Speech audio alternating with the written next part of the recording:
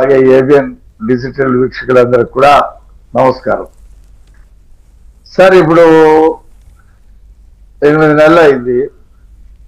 ఈ 8 నెలల్లో ఈ సైకో బ్యాచ్ మీద, ఆ గుడుంబా బ్యాచీల మీద ఏం చర్యలు తీసుకోలేదనేటువంటి ఒక అభిప్రాయం, ఒక అసంతృప్తి కార్యకర్తల్లో, ప్రజల్లో కూడా ఉంది.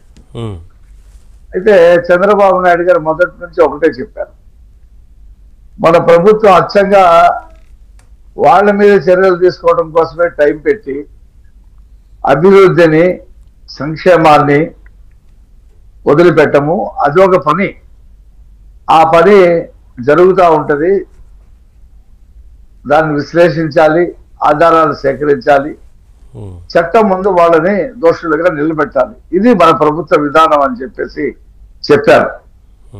అందులో ఒక్కొక్కటి ముందుకు వెళ్తున్న కొద్దీ వీళ్ళలో భయం ఏర్పడింది. మొదట్లో ఏమనుకున్నారంటే వైసీపీ ప్రభుత్వంలో లాగా అందరినీ మెడబెట్టుకొని గంటి తీసుకొచ్చి లోపలేసేస్తారేమో అని భయపడి బెంగుళూరు, అటు మెడ్రాసు, ఇటు భువనేశ్వరు, ఇటు హైదరాబాదు, ముంబై పారిపోయారు.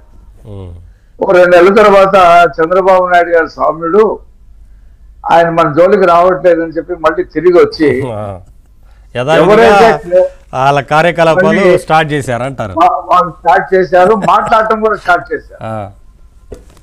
అయితే మేము మా చంద్రబాబు నాయుడు గారు ఇవన్నీ కూడా చూస్తూ గమనిస్తూ ఉన్నారు. ఇప్పుడు గన్నవరంలో ఈ తెలుగుదేశం పార్టీ ఆఫీస్ మీద చేసినటువంటి దాడి, ఆ ఆఫీసును తగలబట్టిన అంశం నెమ్మదిగా ముందుకు కదులుతున్న కొద్దీ ఈ వంశీలో ఒక భయం ఏర్పడింది. అయితే దీన్ని మనం అసలు కేసే విత్డ్రా చేయిస్తే బాగుంటుంది అనేటువంటి అతని సహజ సిద్ధమైనటువంటి ప్రవృత్తితో అతను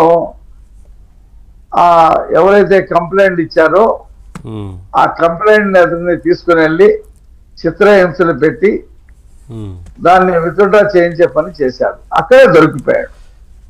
ఎప్పుడైతే మనం స్ట్రిక్ట్ గా ఉంటామో ఆటోమేటిక్ గా వాళ్ళు దొరికిపోతారు. కానీ ఇక్కడ అది జరిగిందా? అదే అక్కడే పెద్ద ప్రశ్న.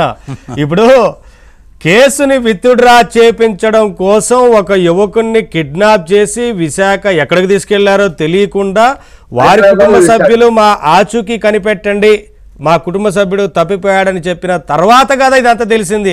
ఆయన అఫిడవిట్ దాఖలు చేసే విషయం కోర్టుకు వచ్చేదాకా కనిపెట్టలేదు కదా. మళ్ళీ మీరు ఎలా చెప్తారు కఠినంగా ఉన్నాం కాబట్టే పట్టుకున్నామని? అంటే ఇక్కడ ఎలా ఉంటదంటే, నవీన్ గారు, ఎప్పుడైతే ఆ సత్యవర్ధన్ అనే అతను కేసు విత్డ్రా చేసుకున్నాడో వెంటనే పోలీస్ శాఖ, ప్రభుత్వం అప్రమత్తమయ్యి అప్పుడు దాని మీద చక్క పావులు కదిపింది. ఆ కుటుంబం కూడా ముందుకు వచ్చింది, కేసు పెట్టింది. ఇదంతా కూడా పోలీసులు మత్తు నిద్ర వదిలారు.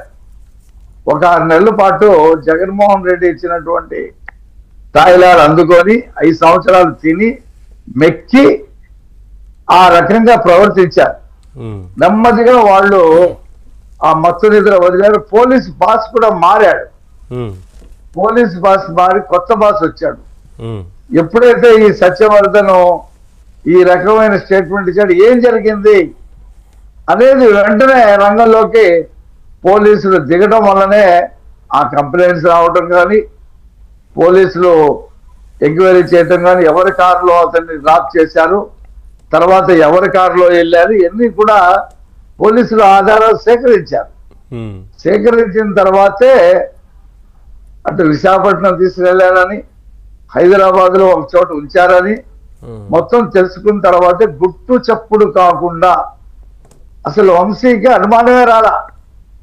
ఇక్కడ కేసు పెట్టడం కానీ, పోలీసులు ఇక్కడ నుంచి బయలుదేరి హైదరాబాద్ వస్తున్నట్టు కానీ, అతని ఇంటి తలుపులు తట్టే వరకు కూడా వంశీకి